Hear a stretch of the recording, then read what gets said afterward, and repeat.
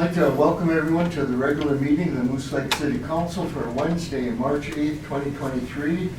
And I'll start with the Pledge of Allegiance, please. I pledge allegiance to the flag of the United States of America and to the republic for which it stands, one nation, under God, indivisible, with liberty and justice for all.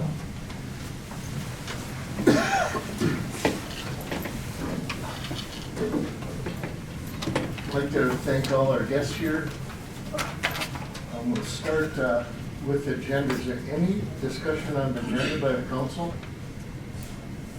Administrator? Do I have a motion to accept the agenda? So moved. Do I have a second? I'll second. All in favor say aye. Aye. Opposed? Motion carried. Because we have so many guests here, I just want to give some information on how many people want to speak to the council tonight. Okay, we do have a time period, public comment number 3, and it's a 15-minute block of time. Each person gets 3 minutes. If somebody wants to speak, that is the time to do it. And we do have a sign-up sheet. So if you do want to speak, be sure you're on that list. And there's just a few informations about how we run a meeting. Since there's normally not as many people here, we do go by Robert rules. And at the set of that 3-minute period, I will go by the first name on the list, or the first person that on the list that wants to speak. Okay? It sounded like there looked like a lot of people did not want to speak. There's a couple of rules that we follow with Robert rules. If there's a personal attack on the council or any person, a gavel, and that the person is halted at that time and escorted off the property. And that's not anything different than any city or township or county or state, how they run the meetings. It's just the rules that we run by. It helps the meeting go timely and in an orderly manner. With that, does anybody have any questions about Robert rules? And also, it goes also for the council. I have to recognize a council member before they can speak. And if they speak on a turn, I do the same thing. I gavel them. And they'll have to wait until they're recognized. So with that, I will start the rest of the agenda. Under consent agenda, 2A, we have the minutes, regular city council meeting for February 8th, 2023. Is there any discussion or questions on the minutes of February 8th? Hearing none, do I have a motion? So moved. Do I have a second? Second. All in favor, say aye. Aye. Opposed? Motion carried. Under 2B, financial reports, number 1, the city accounts payable for February 2023. Number 2, the city financial statements for February 2023. Number 3, the liquor store profit loss statement for February 2023. Are there any questions or discussion on the financial reports? Hearing none. All in favor, say aye, or I'll ask for a motion, excuse me. Do I have a motion? I'll make a motion to approve. Do I have a second? I'll second. All in favor, say aye. Aye. Opposed? Motion carried. We now come down to the public comment time. Remember, this is a 15-minute block of time, and each person has 3 minutes. And I think we had 2 people that wanted to speak in the public time period.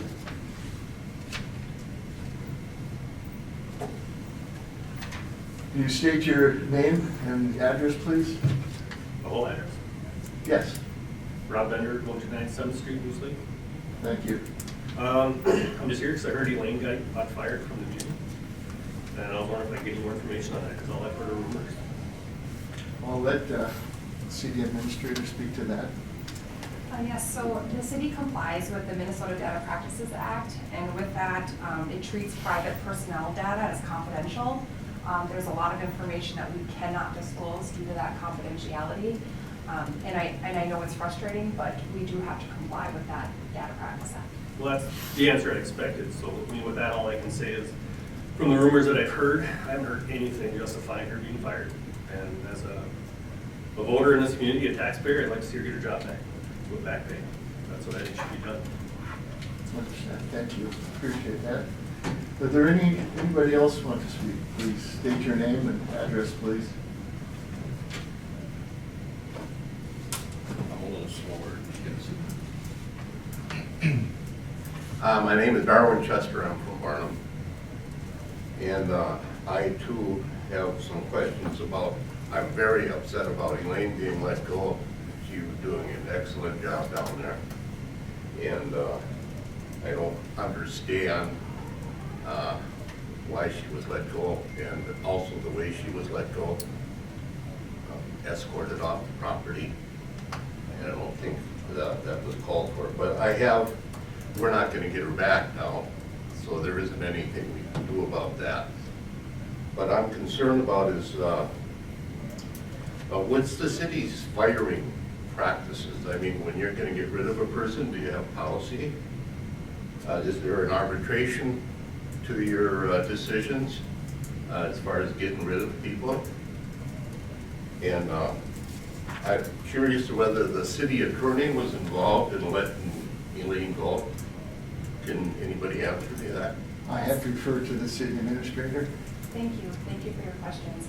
I can assure you and everybody else here that the city conducts itself in accordance with state law and city policy.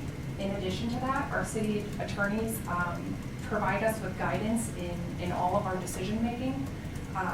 Let's just stick to this one particular thing. That's the answer. Was the attorney involved in the fight? Yes. Okay. There was no fight either. There was no fight. The individual, they could either be released or resign. There was no strict timeline. The person had time to make a choice. If they are released, we have to state here why they're released and give the cause and the reason. Or if they choose to resign, then that's confidential and we can't speak about it.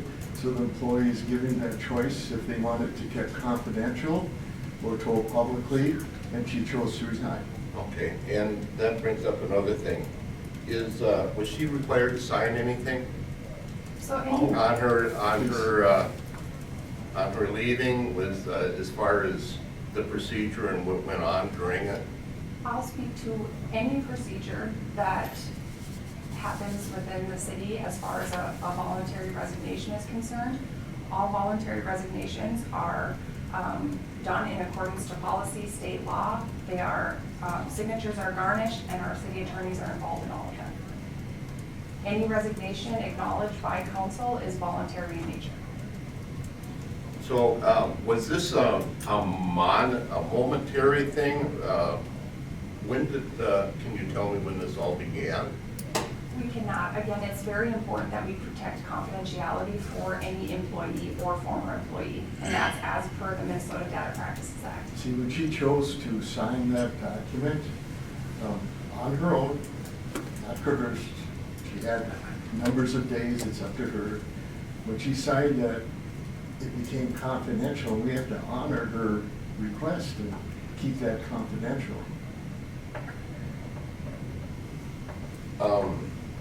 Okay. If the city attorney was involved, when was he brought into that? He or she, whichever. She, our city attorney, is consulted at any point in process where we're engaging with personnel matters from the very beginning to the very end. Well, did this take place over a week, a month, a day? The specifics aren't something that we can disclose at this time. Why?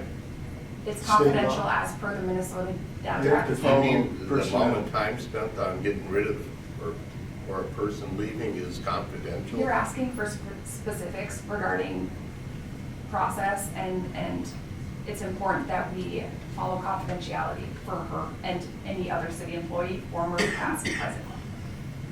You know, performances are given, and that's performances over a time period. It's over looking back a year at performance and all the different aspects. And it could be any department, it could be many different items within it. And I have to tell you, we're at the 3-minute mark. If you have one more question, and then I have to move on. Well,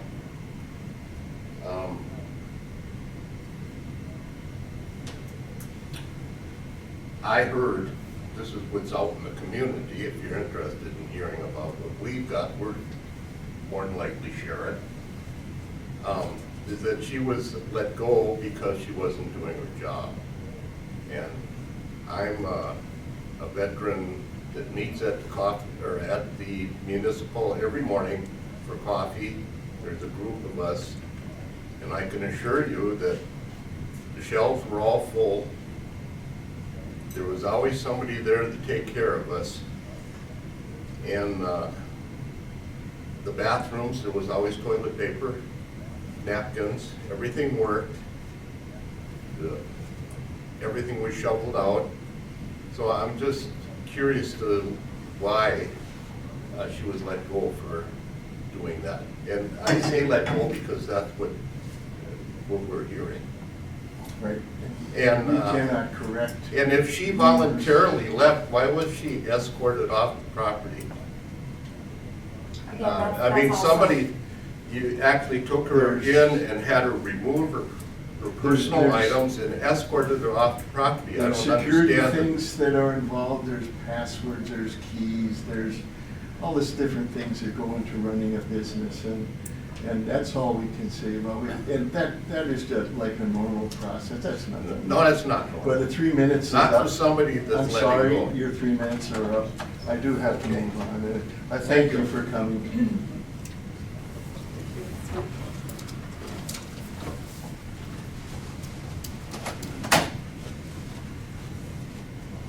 Is there any other public comment from anyone at this time?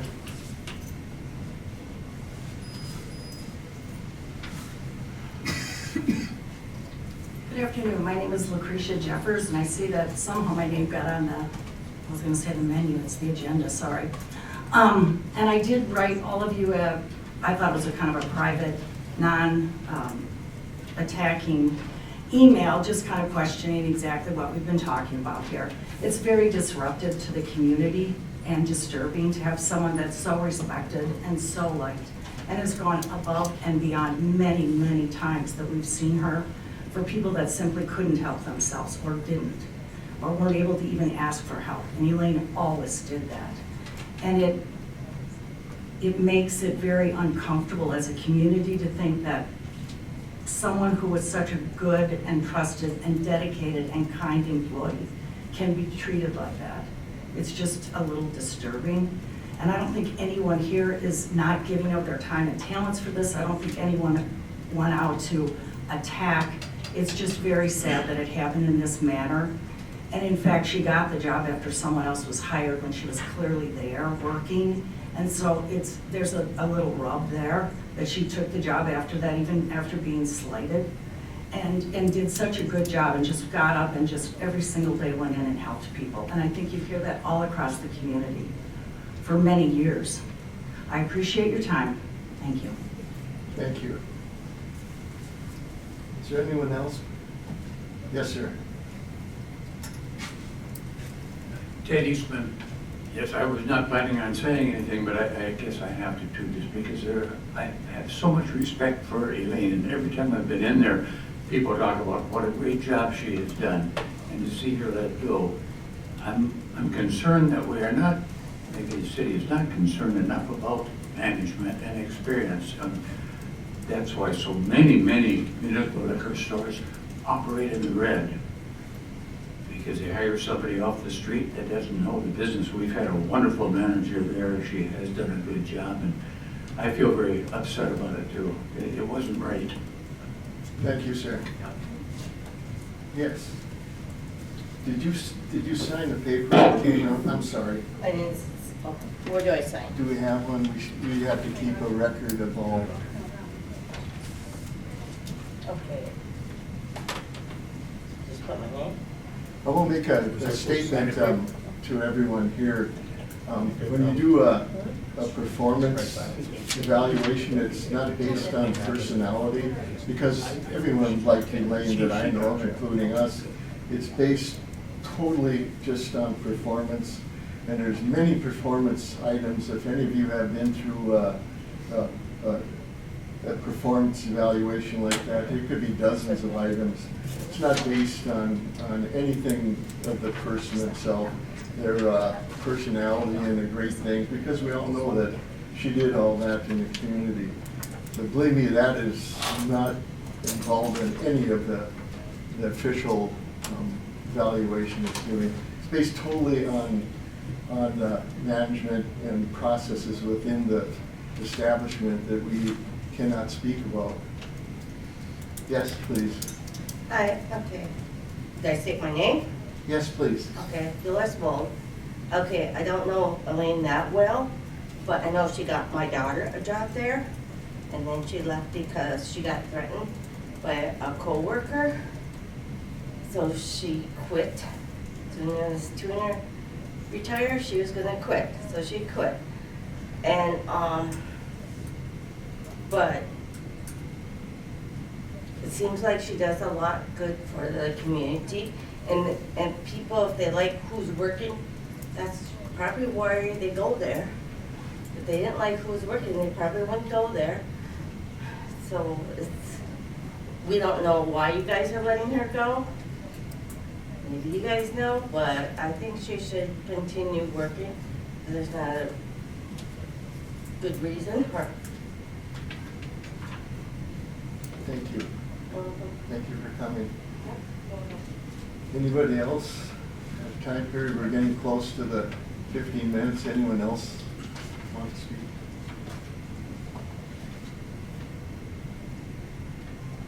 Hearing none, thank you very much. I appreciate your coming here tonight.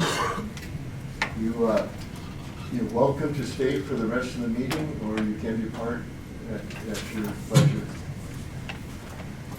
Moving on to departmental reports, Police Chief Department report for February 2023.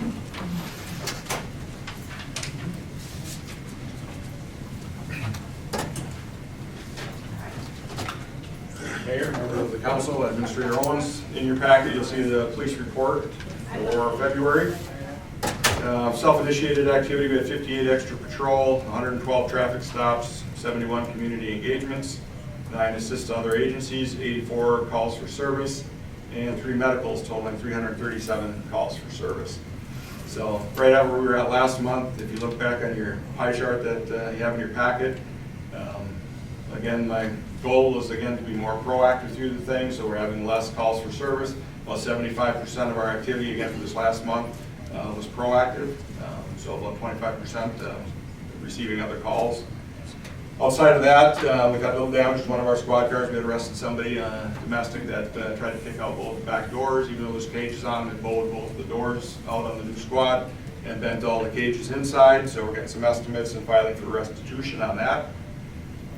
We've had a large number of dog complaints, so I know later in the thing tonight, I think it's going to be the final reading of our pet ordinance. I mean, there's some that will be at 3 times a day for some of these there, so we need to get that kind of cleaned up, and people need to make sure they're staying on a leash.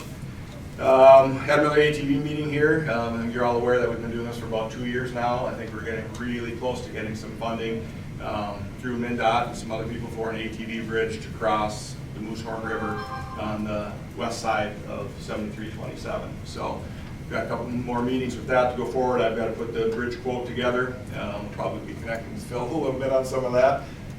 But it's looking pretty good, and there's a lot of buzz about what's happening here and getting some of the funds for that. We also met with the state rep that's going to support us moving forward with these projects. So other than that, it's been busy, but yeah, snow again probably coming up. But Yeah. anything for me? A lot of calls, 337 in 1 month, that's a lot. Yeah, I mean, it's been busy, but Yeah. you know, again, it's hopefully more on the proactive side. Appreciate that, So- and please pass it on to all the guys. It's I will do greatly that. appreciated, thank you. All right, thanks. City Superintendent, Department report for February.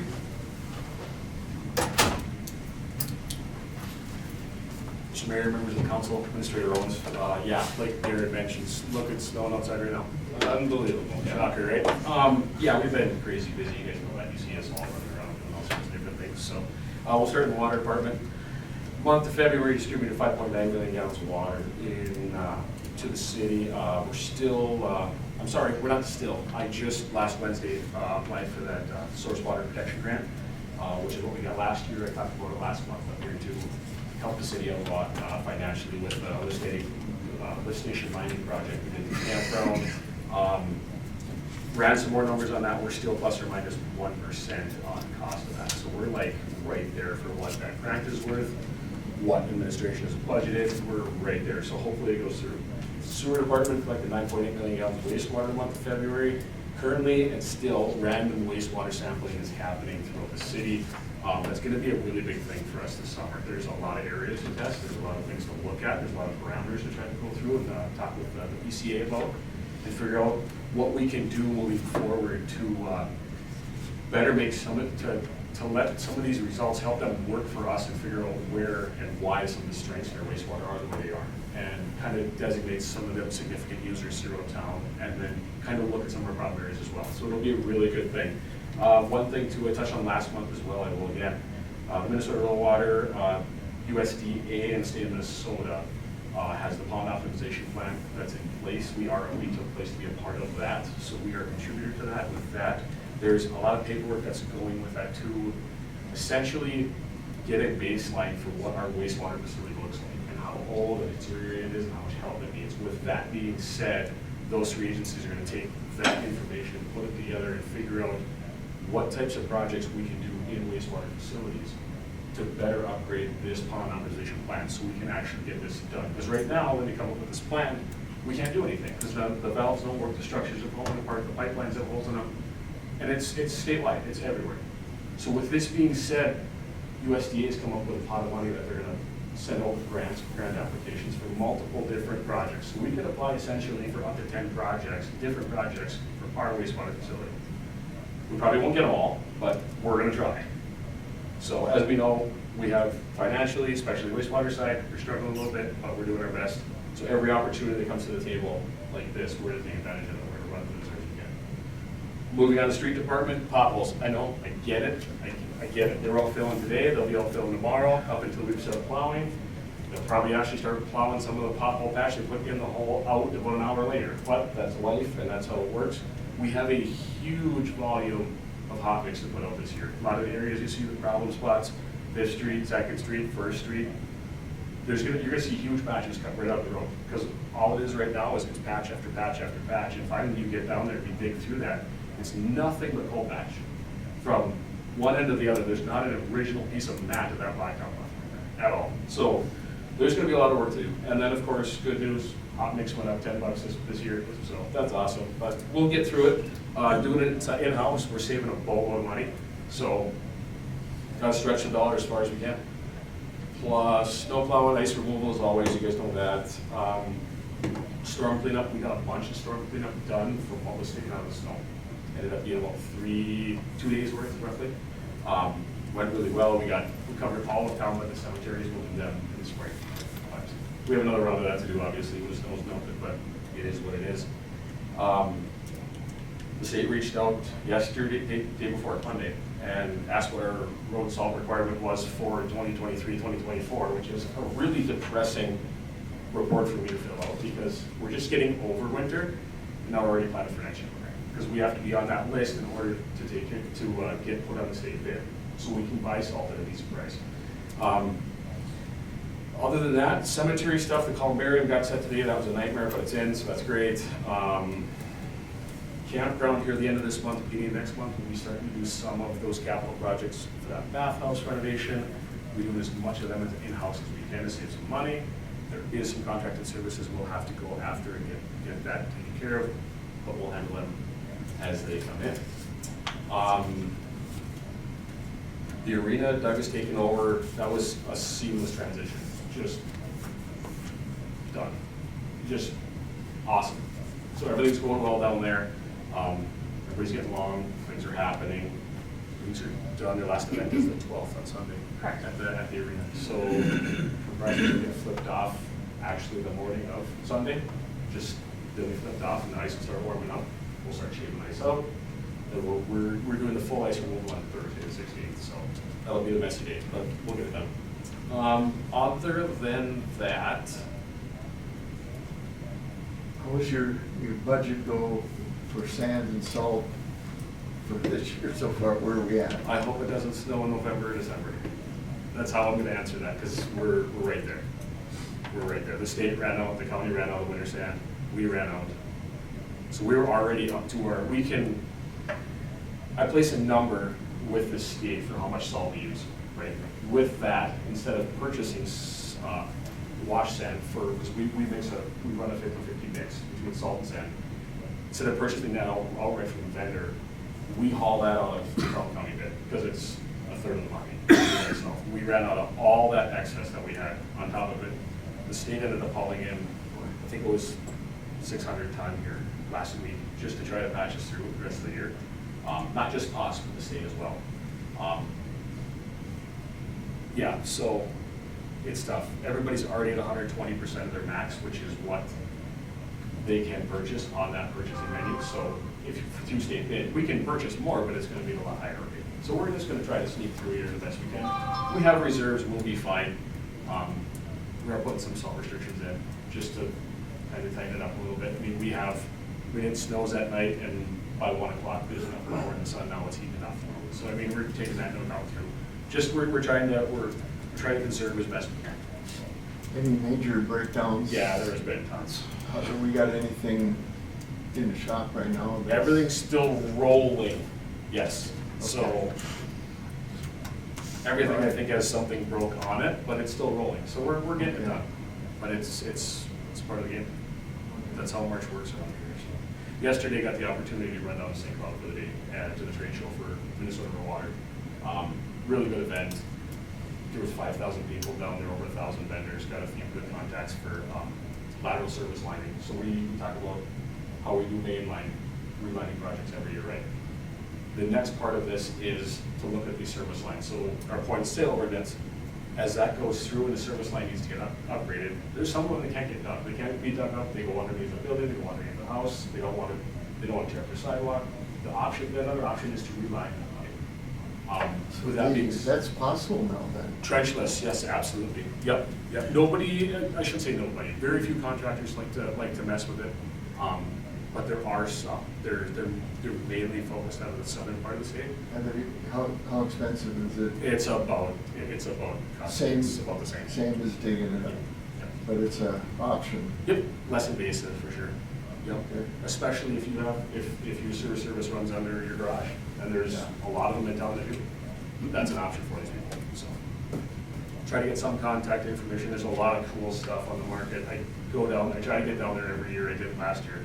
And every time I walk in there, it's like, I wish, like, there's so much cool stuff down there. There's so many things that the industry is doing, and we're just so far behind, it's not even funny. But I'm hoping we'll get there. That kind of information about for the service lines, so we should, once we get it, we should put that on our website somewhere that people know that that's an option for them. Yep. Yeah, so Taylor has built in a page dedicated to that process after our ordinance was passed, so we can be certain to put that information on there. Yeah, That's great. Any questions? Did that citizen contact you about tree cleanup? Yes. I gave you his Yep, contact. yep, he did, and I told him if we were needing them services, we'd reach out for sure. But I thanked him for his inquiry, his willingness to help. Anything else? Thank you, Okay. sir, and we'll pass it on to the group. I will do that.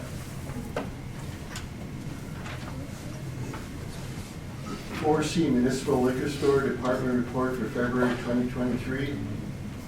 Members of the council, Mr. Mayor, City Administrator. Yeah, just a quick update. First, I'd like to start by saying a big thank you to Marty Voss We're very fortunate to have her down there. She's done a great job stepping up and helping keep the liquor store afloat, to keep things moving. In speaking with her, one update for you is that VC3, our company that comes in and works on software, they were down there and they did replace the workstation on February 20th, which helps control the cameras in there. So that's been completed as of February 20th. Is that correct, I can't think of that, when you're keeping track of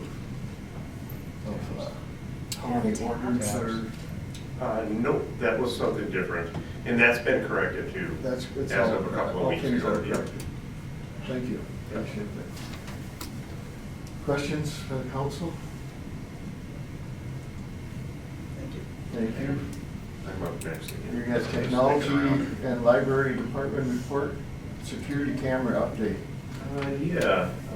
Well, before that, just to let you guys know, I'm exploring the possibility of joining the Minnesota Cyber Task Force. It's this group of small cities and counties that get together monthly. There are benefits to it, like if a data system is breached, I would be alerted immediately, like no matter where it is in the state of Minnesota. So there are a lot of advantages to it, but I'm just starting to explore that. Another update would be on March 20th. We got some workstations that are being replaced, one at the police department and one at the DMV. That'll be VC3 that comes in, and this is just normal replacement because they're outdated. And then to the camera update, I did provide you guys with a list of cameras that the police department oversees, and then the status of those cameras. I know last meeting you wanted to know, kind of want to know where they're at and which ones are faulty. So, and if you have any other questions or Just one, where's Yes, sir. DC3 out of? out of Duluth. They're doing- I have a question, Ryan. Yes, sir. The Elm Street 360 camera, Oh, is boy. that the camera that was right out front here? Yep. Yes. Okay. And I believe that is not only not working, but they took it down. Is that correct, Aaron? I want to say they told me they took it down, like it's Yeah, I not don't think- operational at all. Yeah, I I think don't you're, I think think it's you're right. I mean, the there. housing's Yeah. there and everything, but the So, internal portion of it. we could have one there, it's not currently there. Just one quick question on Yeah. that. Okay, we changed the system in the liquor store, were the cameras replaced also? Cameras were not, it was just the workstation. The Cameras controls are- like the monitor to do things. Yeah, Okay. So by replacing the station, now the cameras are operational. correct. Okay. That 360 camera out front there, was that a grant from Homeland Security or something like that when we first originally got that for the theater? Does anybody know? I have no idea. Find out. I think it was. I You was do before- think yeah, that I- one was? I think it was. I think those were from a grant, because there would be having 31 like Mhm. total cameras. But, Is there any other grant money for things like that out there that you know of? or- I haven't seen any, but, continue to look. I believe the first expenditure was about 80,000 that the city did on cameras. If I remember right, Chris, you probably remember that too.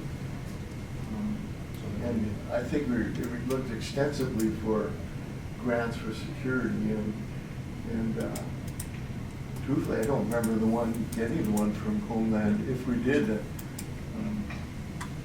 Yeah, I think it may have been only one because I would have remembered if it was more than that. Yeah, if you spent 80,000 back then, that was Yeah, probably gonna cover everything. it did. Now it wouldn't. Yes, Is that something we're gonna look into replacing? I mean, we got businesses along there that used to have a security camera along. If you start, implementing ones that'll work with the existing system we have, there's a hard drive thing we'll have to update on our end, but some of the main traffic areas, like you say, one out here is nice, the two intersections, just before I came here, we had another person stop in wanting video footage of another incident that took place, so it's pretty constant, but I think we've gotten in this position now is things weren't replaced for a while, and now they've been left to catch up, and now you've got a big batch to try to fix. So I think Ryan's been in the process of also looking at a whole different company, but at least some of all the internal workings of the hardware will still work with each other. So, and that's the same thing with Water and Light, you know, with their new cameras and stuff.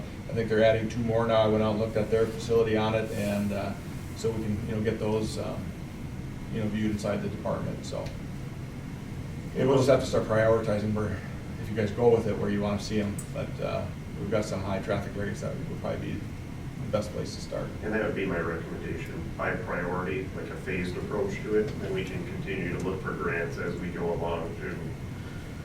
And I think they had a program too where, with that on how you paid for the cameras and stuff, so there's, it was almost like a rent-to-own type thing, so you're making a payment on it and it's going towards that purchase of the camera. So there were some other options with that too.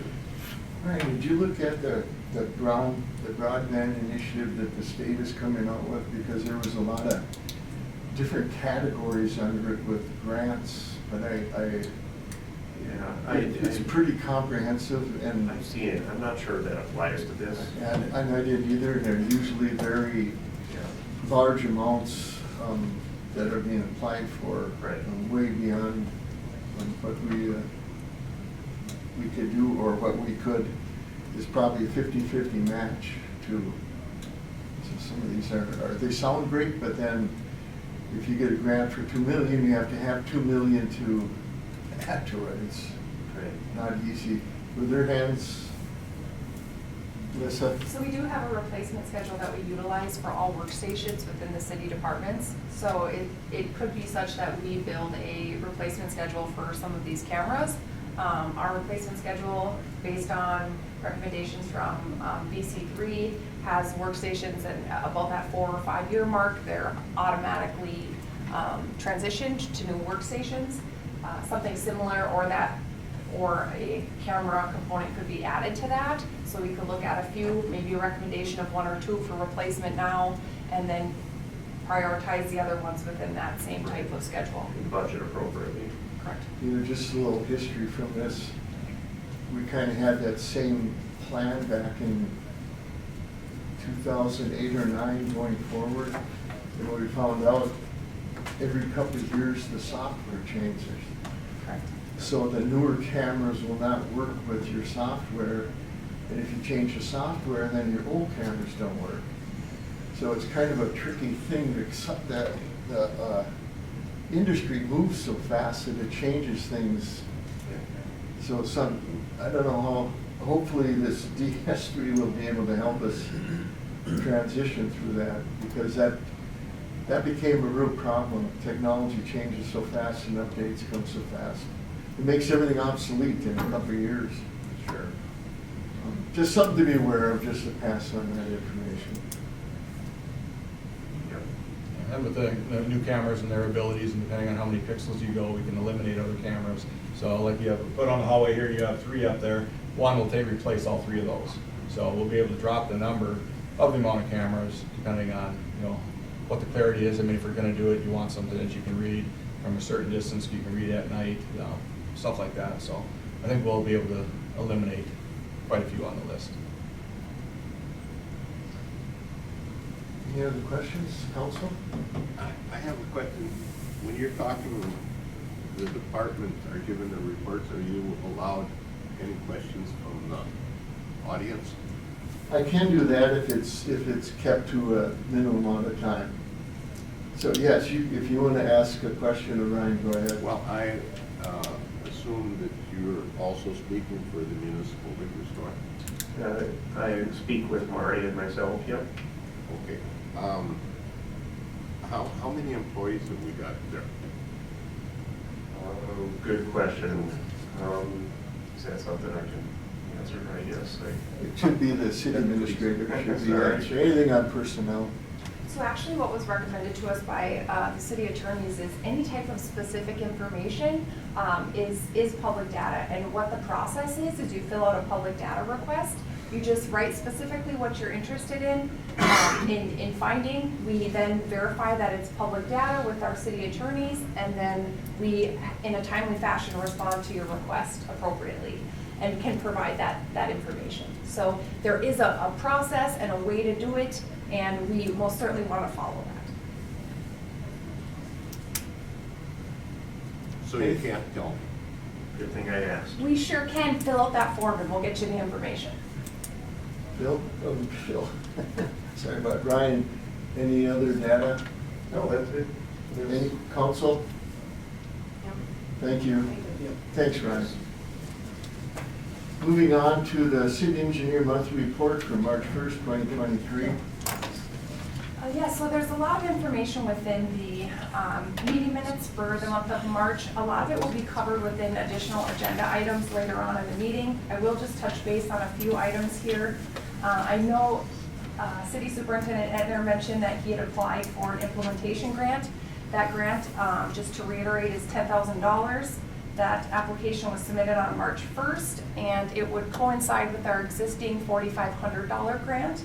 And so the combination of the $10,000 and the $4,500 and our budgetary item would help us line lift station number 7.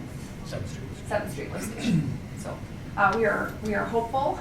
We've been successful in the past. That's thank you to Superintendent Edner for applying for that grant, and we will keep you informed on whether or not we receive that. I just got a question on the new wells. Is that closed out totally now? Do we have any other items on the new wells? No, I believe it's closed. Buildings? Those are closed. The old wells and the tests that we had are all clear, we're all good.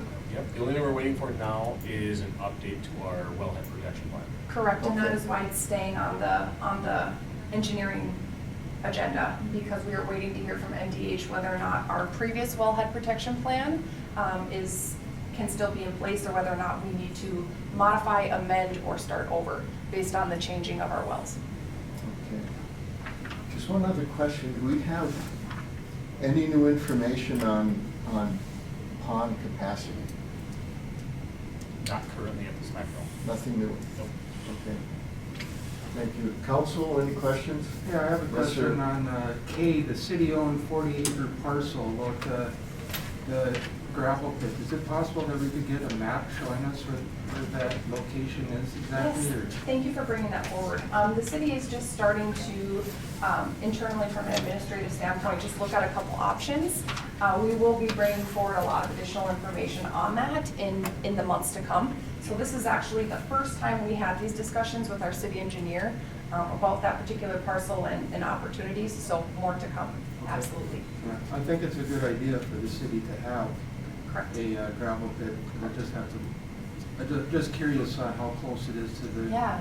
to the graveyard and how Sure. we would be able to manage that. So what we did now is we requested information from the city engineers regarding process, what it looks like to start, what permits are necessary, just things like that, just getting our toes in the water. In addition, in March here, the grants are due for campground expansion. So we'll be applying to a DNR recreational outdoor grant and then LCCMR again. We're working with our city engineers to get those grant applications completed and compile all the necessary data for those as well. In addition, our city engineers this year are engaged in a lot of what is happening at a state level. And so with that, they're helping us coordinate and apply for project applications that would then receive state funding. So one of them for Stauber's Local Community Projects Initiative, we will be submitting an application for an I&I reduction project throughout the city. In addition, for the Smith Klobuchar, we will be submitting the same type of project proposal for that as well. So we are engaged at a state level of what funding is available and working with our city engineers to try and capture as much as we possibly can. The rest of the items, if there are no further questions, should be covered in additional agenda topics. And if anyone has any questions after, please call Louis or stop in and have a discussion. Thank you. Moving on to 4F Chamber of Commerce updates. It was a chamber meeting today. We did attend it. They are in the process of planning the events for the coming summer. the major events like Ada Days and, what was it right after that? 4th of July. 4th of July before Ada Days, Art in the Park, those kind of things. They're also re-looking at their updating their, I can't think of. Strategic plan. Strategic plan. Trying to finalize, move ahead with the items they worked on last year, looking ahead to this following year. They do have the membership drive going on, so I don't know if just a word of businesses or individuals that have not put in their application. They are trying to finalize that as soon as possible. And planning events, they're going to start a volunteer coordinator to help with events, so people in the community have an opportunity to volunteer for some of those events if they so choose to. There will be more information coming out from the chamber on the different events. And they're starting that process all over again for New Year. Did I miss anything? Fulton, you were there? Not that I know of. Well, they had asking for letters for. Letters of support. The trail. Yeah, the extension, but maybe just a quick thing, because. We'll cover that on B. Okay, very good, thank you. Thank you. Any questions on the chamber? Hearing none, we'll move on. Number 5, previously discussed business as ordinance 169 and ordinance licensing and regulating and keeping of cats and dogs. Taylor. Good evening, everybody, Council, Mayor, and Administrator Owens. So tonight is the final reading of the pet ordinance. What we discussed at the last meeting was the addition of some verbiage regarding kennels, or kennels meaning a place where dogs would be boarded for daycare, grooming, that sort of thing, as a business.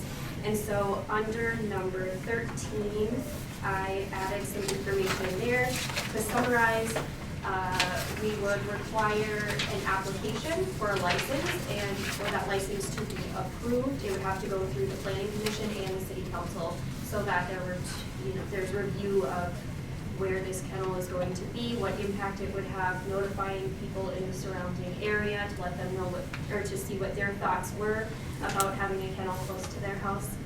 So just implementing a process to make sure that if this is happening within city limits, it's done correctly.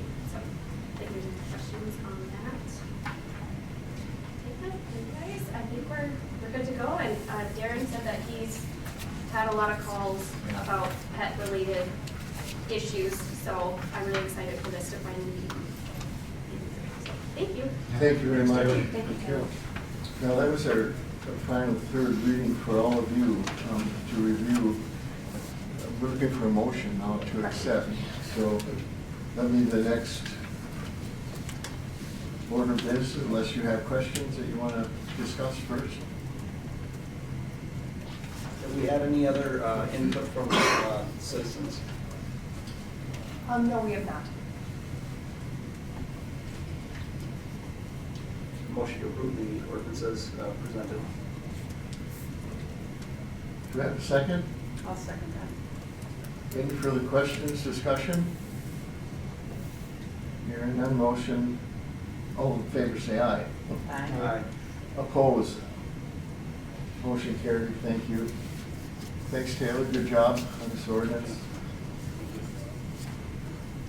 Moving on to 5B, this is a 73 Phase 2 trail project update.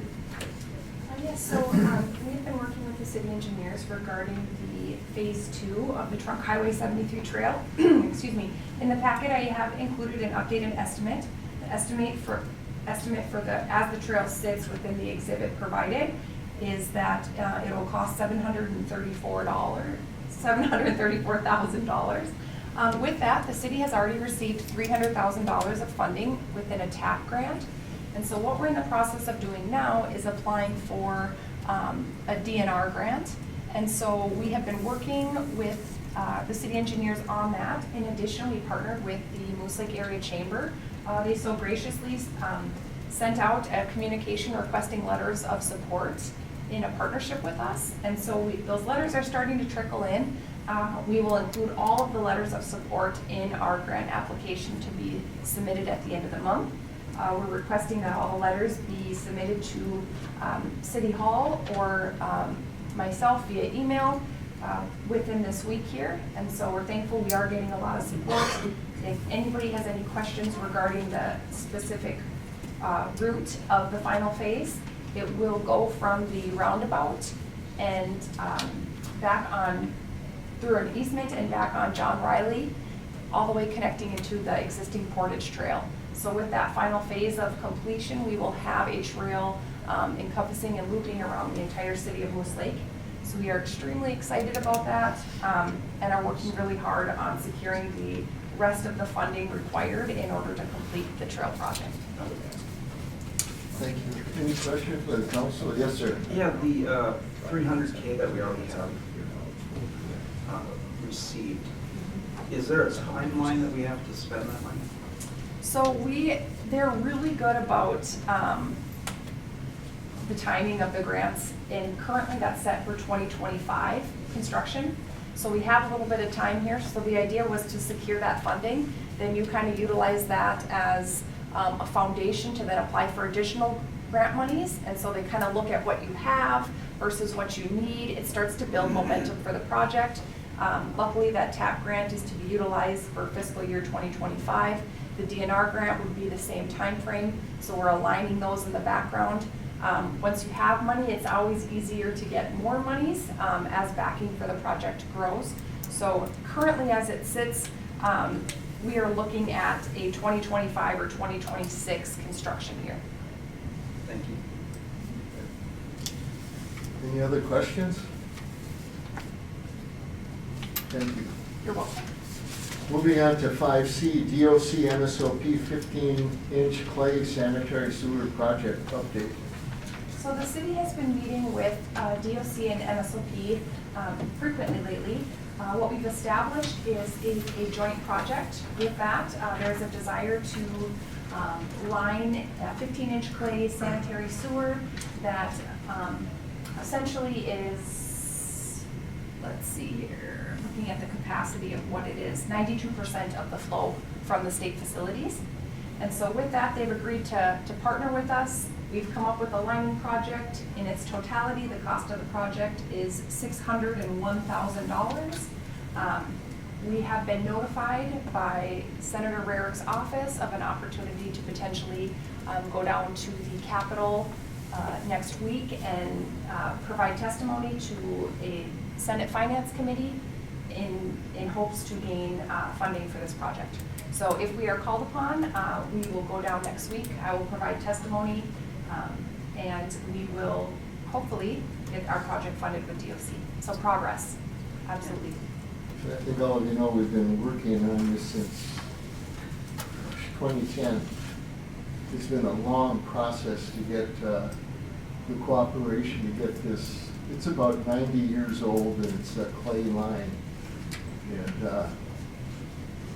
I think we got their attention when we told them, picture this, that clay line collapses and you have 1,500 people essentially incarcerated.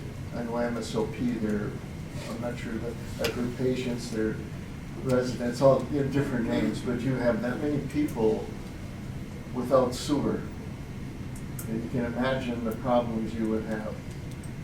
I don't know if you could get enough porta potties in there quick enough for that many people, but that kind of got their attention where they're gonna hopefully work with us to get this clay line lined finally.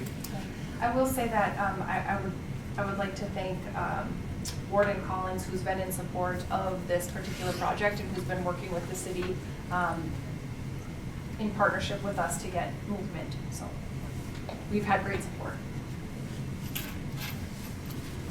Questions? Awesome. Thank you. Under 6A, we're under new business, excuse me. 6A, jetting and televising sanitary quotes. So for 3 years now, we've done lining projects in this town, and that's great, right? And we're gonna keep that ball rolling, right? Right, right, okay. So with that being said, the first part of this is to see what the televised, or see what the pipe looks like, right? See how bad it is. I mean, we know it's bad, we know that, we can, there's definitely ways to tell that. But as far as for estimating reasons, for cleaning purposes, and just general maintenance, we don't know what it looks like. In order to get estimates out the door, we need to know what it looks like. We need to have televising. We need to have televising already done in order to provide that for contractors for pricing. We in the past have had televising done before. We had records of those areas. We are now caught up to where we had televising records to here, and now we are lined to here. I do not have any future or past televising records of any kind for the extension of this project. This is an estimate to get that done. Are you looking for, excuse me, are you looking for a motion tonight? Or is this informational right now? So it's to serve as both. So Okay. first of all, just wanted to be transparent of a new cost affiliated with the lining projects moving forward. This will be a budgeted item in years to come. This is, you know, within the scope of approval for the city administrator, but I wanted to be transparent in that this is something that we're gonna have to expect moving forward regarding the lining projects. And not only that, but we can find a place in the budget for it, and that's what we'll be doing. We'll be sitting down within that budget and determining where we wanna take it from for this year. And so I just think it's important that we understand that moving forward here, we no longer have any televising records of what we're dealing with. And we know that there's an issue in the potential project to be approved for the 2023 lining project. And so we need to go in and see what we're dealing with. Yes, sir. Could you just briefly tell us the process that you're going by, how you're choosing which lines you're televising in this upcoming process? Absolutely. So, the area we're starting in is basically where we left last year, right? And when we started this project 3 years ago, we wanted to start with our biggest, worst enemies that we had, right? Which is everything that's below the lake level and closest to the lift station. And we know there's large amounts of I&I in there, right? With that being said, as we come up to about 3rd, 2nd Street, we start getting under the groundwater level. So meaning the elevation of that pipe gets above the lake level. So I&I is still a factor, but it's not a constant factor, right? So you get a lot of rain, the ground is wet, you're getting some water leaching in. You have a clay tile main laying under elevation of the lake, and I mean, that lake is underneath us right now. So I mean, if we were to dig a water main break here, we got down deep enough to lake level, the water would be poured in, that's just the way it works. If you have a clay tile line with a whole bunch of holes in it, underneath that level, it's constantly filtering in, which is why we didn't have a whole lot of differences in our dry weather and our wet weather flows. So our dry weather, meaning winter, right, is the ground's frozen. And in summer, that'd be your wet weather with all the storm water. So, that being said, we're picking up where we left off. Essentially, we're out of televising video, so we need to get some more of that. And then secondly, depending on whether we focus funds here or somewhere else in town with DOC. correct, with DOC, with some type of partnership there if we have to, we have funding to do that. But this is the next step. We can't bid this project without this happening. I shouldn't say that. We can, but I will tell you right now, we won't get any type of product for it. Because there'll be multiple overages because we don't know what we're going up against. We run a camera down there, we clean everything out, televise it, we have a problem, perfect, it's called out, the contractor knows about it. They bid it accordingly. This follow-up question, is this televising, this lining, is it the 80 to 100-year-old lining or piping that we're still talking about, the clay type stuff? Is that where we're still at? Yep. Oh yeah, and we will be for a very long time. Yep. Phil? Yeah, absolutely. So we had video of the products or the projects that we did before, Correct. okay? And we don't have video for upcoming projects. Correct. Correct. I think everybody, sorry, Chris, go ahead. I was just saying, is this the same company that we've been using? No. This is a different company that we're using. I have used them in the past, yes. The problem with time, so we could go out and we could get this information, right? We can get it privately in-house for a lot cheaper dollar than incorporating the project, and now our project length gets a lot shorter, right? Because this is extremely reasonable pricing. I've used them before. We use them for our lift station cleaning. We've used them twice for televising. Super good, not an issue with them, not an issue whatsoever. I compared the prices, what they're charging us here to do the same, because they do this task before and after lining, right, just for documentation. This is about 20% of what the other companies are charging. Right, exactly right. So could we incorporate the project? Absolutely. Would we be foolish to do so? Absolutely. Yep. Very good. Any other questions? Where's your recommendation? So we're gonna go with your recommendation. Greg, did you speak? No, I said just his recommendation, I guess. Yeah, but your recommendation on which contractor you're? It'd be We got two of them? No, we just got the one. Just the one? We just got the one. Ferguson? No, next page up, Ted, Nelson. I'm at the wrong part. Yep, Nelson Sanitation. What page is that? 60. One up from where you were, Ted. Okay, so you're looking for a motion tonight from the council? Yep. Yeah. So council,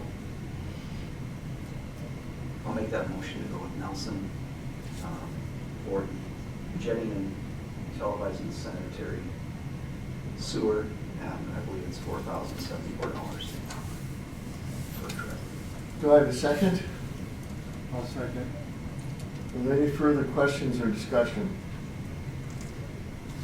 Hearing none, all in favor say aye. Aye. Opposed? Motion carried. Under 6B, hydrant buddy quotes. So Ted, from that page 64 pages down is a tool called a Hydrant Buddy, okay? You've heard me talk about this before because I applied for a grant for it once, was unsuccessful. Applied for it again with a successful grant that was only $600 instead of $4,700. And we chose not to do anything, which was totally respectable. It wasn't in the budget, I totally get that. And here I have two quotes for the same thing again, and you're asking me how we're gonna pay for it, right? When you guys approved the trailer last month, okay, that trailer that I had spec'd out, it was a 2023 trailer, okay? That's great, that's dandy. Lead time on that trailer was 14 months, okay? So let's face it, let's not wait 14 months, right? If we can help it. We got the same exact trailer that was a 2022 in a 14,000 pound trailer, so I have a 16,000 pound trailer, which would carry all of our equipment that we need. There's no difference between the two, but they had a 14,000 pound trailer laying right there, and I can pick it up today. Essentially, we saved $50 and $100 doing it. So now I want to spend the additional money on the Hydrant Buddy. So that Hydrant Buddy is. What's that? What's that? With that being said, there's one thing I think I haven't brought up here yet to this council, and I've been here 11 or 12 years now, and it's called a valve exercising program. What that does is when we have a water break downtown, we don't have to shut off the entire north half of town. We can isolate a block like we're supposed to be able to, because the valves don't work, because they're not exercised, right? When you usually turn them at that point, you have a water break, you go to turn them off, they usually explode. I should say usually, 50% of the time. Last year's luck was 50% of the time, just because they're so old. We have, and in the last 5 years, we've been putting new valves in quite a few out there. And this tool will literally exercise that valve up and down. So on an 8-inch gate valve, and we have probably 40 of them, there's 61 turns to get it all the way open and all the way closed. And you want to cycle it 3 times. So it's a really good workout program for right now. It's amazing. But it's tough. It's tough going. And I don't think we haven't had any injuries regarding it, but we're not expecting it definitely. So you're thinking of also, if you have this, of setting up an annual maintenance program for the water side of things, yeah. to keep those exercise You got it. and usable You got it. and to be able to use them like they should be. Yep. So So Superintendent Edgar and I have had conversations about this for a valve exercising maintenance program, but in addition from a safety perspective. And so, you know, every time we had the conversation, we said, you know, is there grants, are there grants, are there grants? And I feel like we are essentially a little bit on borrowed time with it. And so once there was the opportunity with the money saved from the trailer, it would be my recommendation that we would move forward with this as well. Yes, sir. What is the cost of a valve when it is broken for us, or a ballpark for us to go down and dig it out? Employee hours to go down and do it? Yeah, the whole, restore the whole 9 yards Sure, blacktop. compared to the. $7,500. So it's $7,500 to replace one, and then your program, is there an estimate of what that's saving other than that one valve? I mean, does this? I'm sure we could. I know where you're going. Yeah. And I know the question you're answering. And where's our dollar savings, right? Mhm. Absolutely. I'm not gonna lie to you, we might not see the dollar savings as long as I'm here. But the next guy and the next operator, the next crew, the next council won't be doing the same things we're doing. Well, I guess I should say the life expectancy of the valve, since it's being exercised, has to go up exponentially. Yeah, so to a point, if it hasn't been exercised for 25 years, you know, Once it's obviously. new and you have it in the system. You got it, absolutely. With that being said now, something I touched on earlier, that pond optimization plan, right? The reason hardly any of the facilities in the state of Minnesota can actually study their ponds is they can't isolate them. You isolate them with a valve, right? Sure. We have 80 or 81 valves in the ponds alone.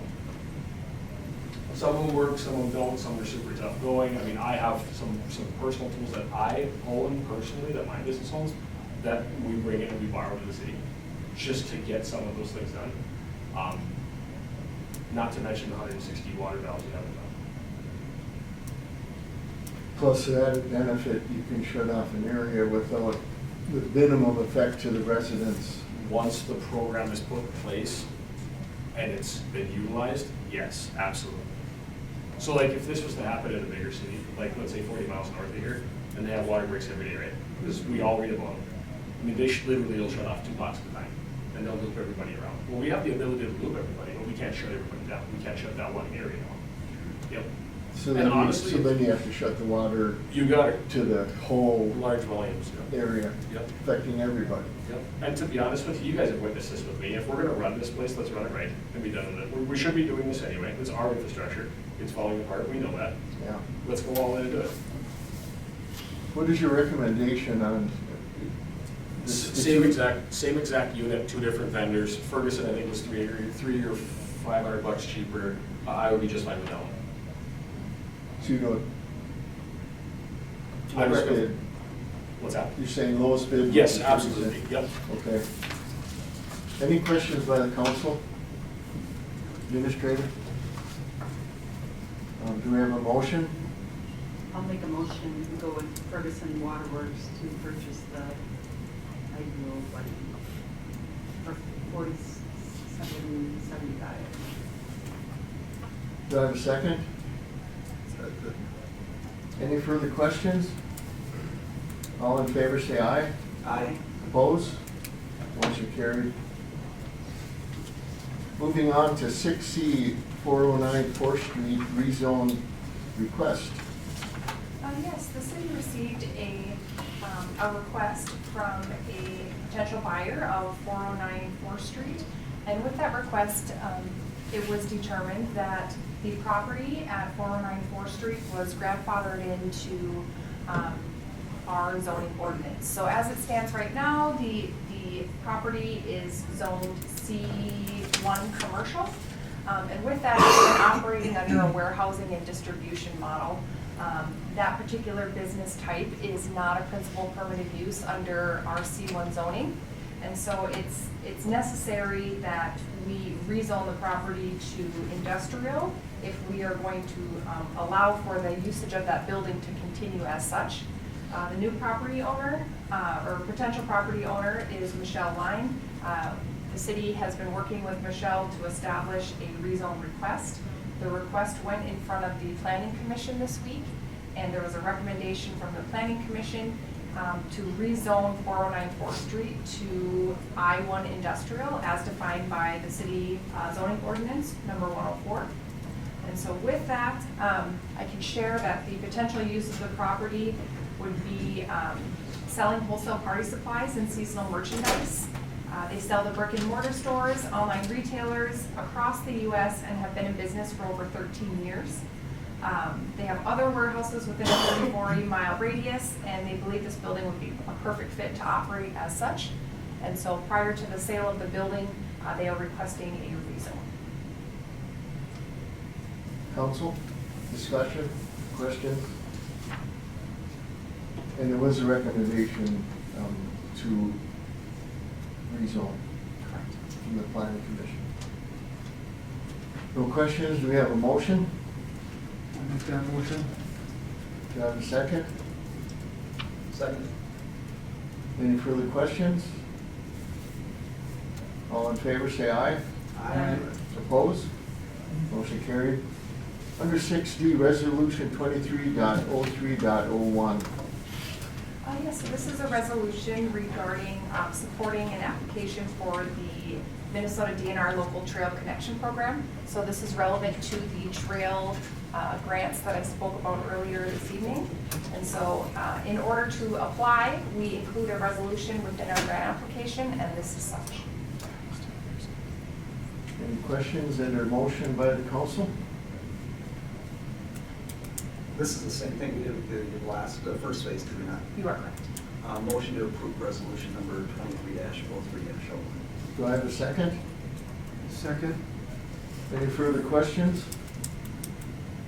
All in favor, say aye. Aye. Opposed? Motion carried.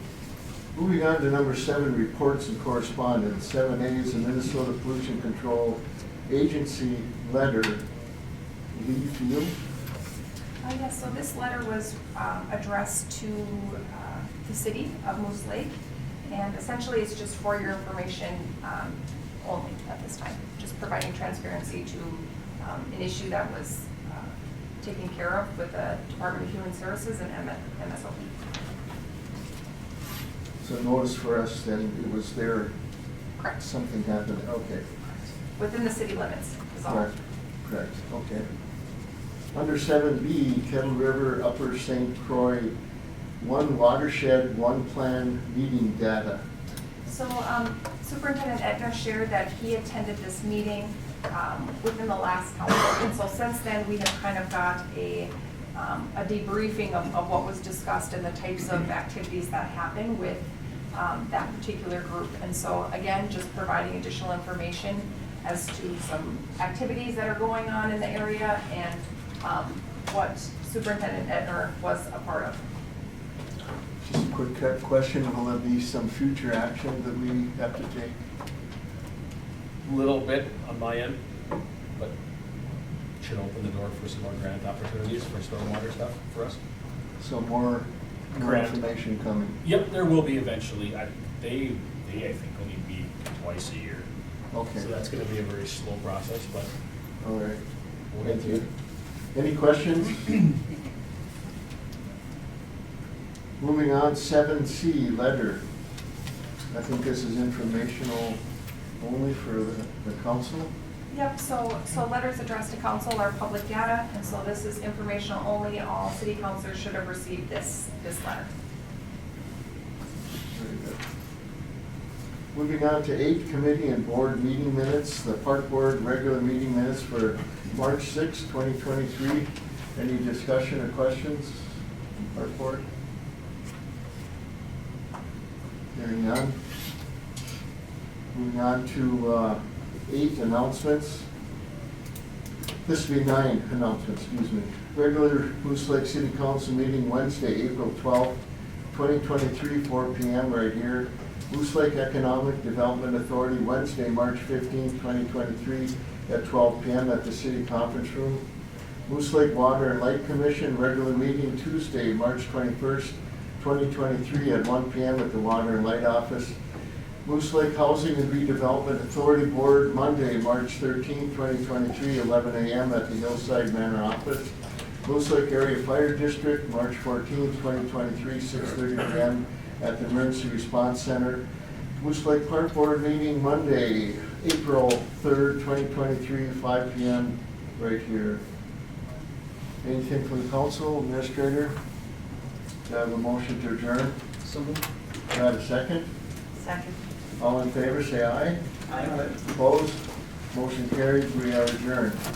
Thank you very much.